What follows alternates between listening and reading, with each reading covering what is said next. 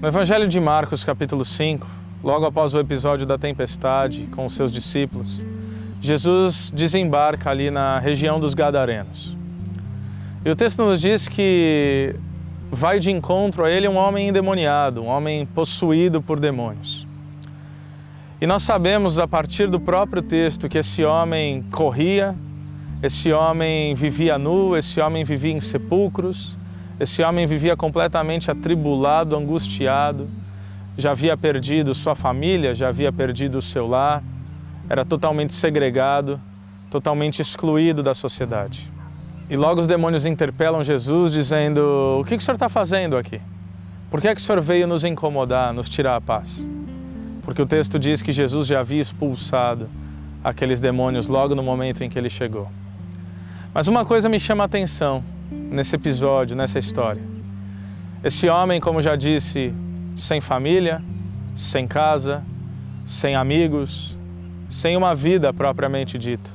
Ele apenas existia, ele apenas sobrevivia.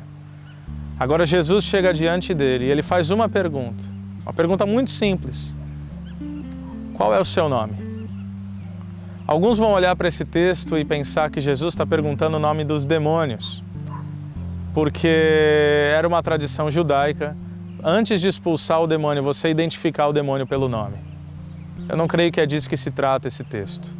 Até porque Jesus sabia que era uma legião de demônios e não perguntam quais são os seus nomes. Jesus pergunta qual é o seu nome, no singular. Ou seja, Jesus consegue enxergar por além das trevas.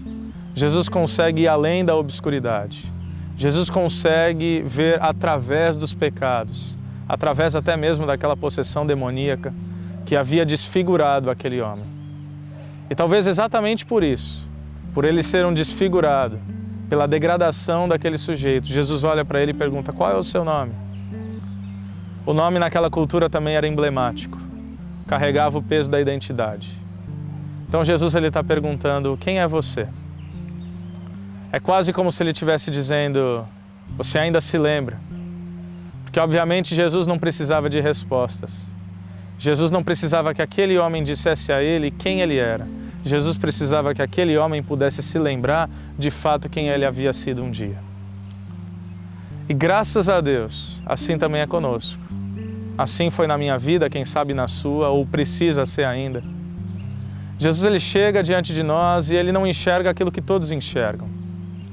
Jesus olha para nós e não nos vê a partir de trevas. Jesus olha para dentro de nós e ele se preocupa com quem nós somos. Será que nós ainda lembramos quem nós somos? Será que nós ainda lembrávamos quem nós éramos antes de Jesus Cristo? Porque por mais que toda uma sociedade que se livra do problema olha para aquele homem apenas como uma personificação de uma tribulação e de uma tormenta, Jesus pode olhar para aquele homem e ver um filho de Deus, alguém criado à imagem e à semelhança do Senhor da criação. Eu sou grato a Deus, porque Deus consegue me olhar assim, e consegue te olhar assim, para além dos estereótipos, para além das nossas dificuldades, para além dos pecados, para além das trevas, que às vezes por mais densas que possam ser, Ele olha para dentro de nós e Ele nos pergunta: quem é você? Eu me importo contigo. E Jesus ele lança a mão para dentro da escuridão e consegue resgatar dali um ser humano. Ele expulsa aqueles demônios, trazendo de volta aquilo que aquele homem era. Da escuridão, à transformação, a uma novidade de vida. Isso é o que Deus fez por mim, isso é o que Deus tem feito por muitas pessoas. Quem sabe isso é o que Deus quer fazer exatamente por você. Que Deus te abençoe.